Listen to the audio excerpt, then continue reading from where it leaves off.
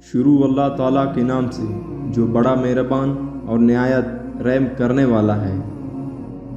السلام علیکم ورحمۃ اللہ وبرکاتہ۔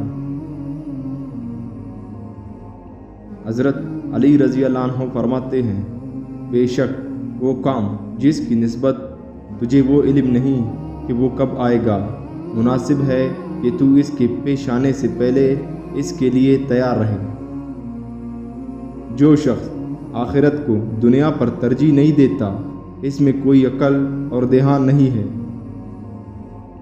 جو شخص آخرت بیچ کر دنیا خریدتا ہے، وہ دونوں جہاں میں خسارہ پاتا ہے۔ جو شخص زمانے کی آلات کو سمجھتا ہے، وہ آخرت کی تیاری کے کاموں میں ہوشیاری اور مستعدی سے غافل نہیں ہوتا۔ آخرت تمہارے رہنے کا گھر ہے، بس اس کے لیے وہ سامان تیار کرو جو ہمیشہ تمہارے کام آئے۔ خوشی ہے اس شخص کے لیے جو آخرت کو یاد کرے اور اس کے واسطے نیک عمل کمائے۔ بلا شبہ آخرت میں صبر، رضا، خوف اور رجا سے بڑھ کر کوئی عمل تیرے حق میں اللہ تعالیٰ کی بارگاہ میں نافع نہ ہوگا۔ ایسی تمام باتوں اور کاموں سے پرہیز رکھ جو آخرت اور دین کی خرابی کا باعث ہے۔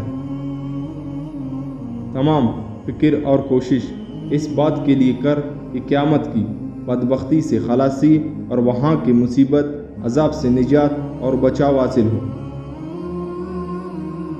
قیامت میں اللہ تعالیٰ کے سائے میں اس شخص کو جگہ ملے گی جو دنیا میں اس کا مطیع فرمان بردار رہا۔ خوش بخت کو آخرت اور بدبخت کو دنیا کی فکر رہتا ہے۔ جو اپنی آخرت کی اصلاح کرتا ہے وہ ہر طرح کی خیر و خوبی میں کامیاب ہو جاتا ہے۔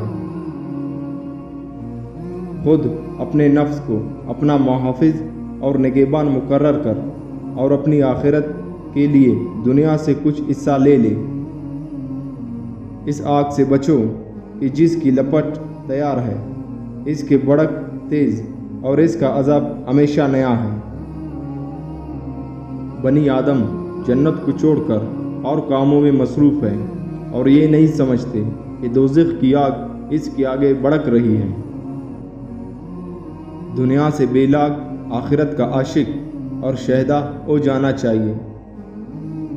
خوشی ہے اس شخص کے لیے جس نے آخرت کو یاد رکھا اور اس کے لیے بہت سا توشہ تیار کر لیا۔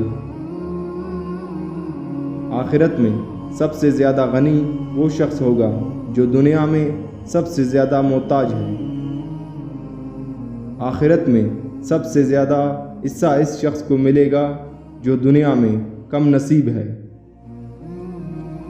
بے شک آخرت اپنے زلزلوں کے ساتھ نزدیک آ گئی اور اپنے سینے کی بل بیٹھ گئی ہے اور نہایت قرب کے لحاظ سے گویا ابھی موجود ہو گئی ہے۔ آخرت باقی اور دنیا فانی میں امتیاز کرنا بہترین نظر عمدہ سوچ ہے۔